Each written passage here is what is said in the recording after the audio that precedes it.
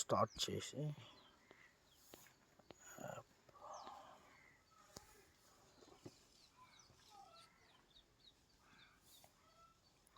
Pin number కొట్టాలి. ఇందులో ఎన్బియు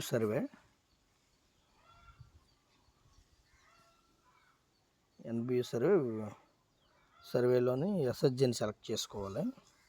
ఉదాహరణకి ఒక దేవి ఎస్హెచ్జి. ఇందులో ధనలక్ష్మి ఉంది. ఎడ్యుకేషన్ క్వాలిఫికేషన్ అడుగుతుందో వాళ్ళు 10th క్లాస్ లేకపోతే ఎంత ఇంటర్, గ్రాడ్యుయేషన్, పోస్ట్ గ్రాడ్యుయేషన్. ఉదాహరణకి 10th క్లాస్. ఆప్కేషన్ అడుగుతుంది, ఎంప్లాయ్మెంట్, అన్ఎంప్లాయ్మెంట్. ఉదాహరణకి ఇక్కడ ఎంప్లాయ్మెంట్ అంటే ఉదాహరణ చూడండి. ఎంప్లాయ్మెంట్ అంటే సెలెక్ట్ ఎవర్ ఎంప్లాయ్మెంట్ అంటే గవర్నమెంట్ ఎంప్లాయీ, ప్రైవేట్ ఎంప్లాయీ నడుస్తుంది. గవర్నమెంట్ ఎంప్లాయీ అయితే గవర్నమెంట్, ప్రైవేట్ అయితే ప్రైవేట్ చుక్క పెట్టాలి. అదేవిధంగా రెండో ఆప్షన్ ఏంటంటే సెల్ఫ్ ఎంప్లాయ్మెంట్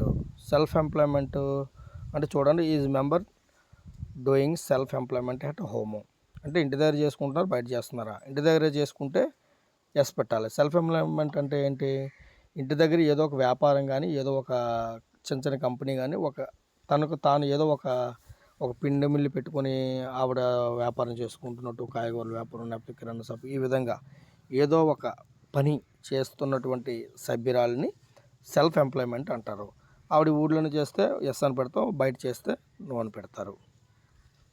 అదేవిధంగా అన్ఎంప్లాయ్మెంట్, ఎటువంటి పని చేయకుండా are you willing to start any livelihood activity అంటే ఎంప్లాయ్మెంటు, అన్ఎంప్లాయ్మెంటు వాళ్ళు ఏదో పని చేస్తున్న ఆల్రెడీ లైవ్లీహుడ్లో ఉన్నవాళ్ళు. అన్ఎంప్లాయ్మెంట్ అంటే ఈవిడ ఇప్పుడు వచ్చి ఎటువంటి లైవ్లీహుడ్ యాక్టివిటీ చేయలేనటువంటి వ్యక్తిని అన్ఎంప్లాయ్మెంట్ అంటారు.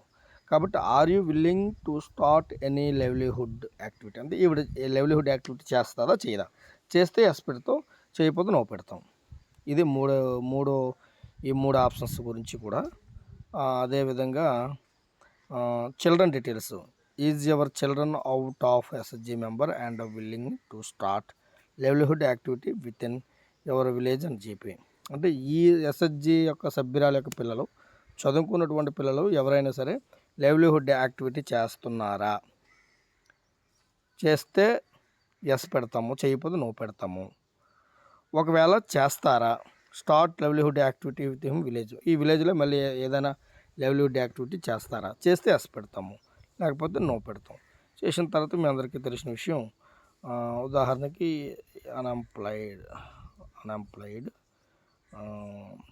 ఉదాహరణ చేస్తుంది, ఉదాహరణకి నో. సబ్మిట్ కొట్టేసి డేటా సక్సెస్ఫుల్. ఇంతే.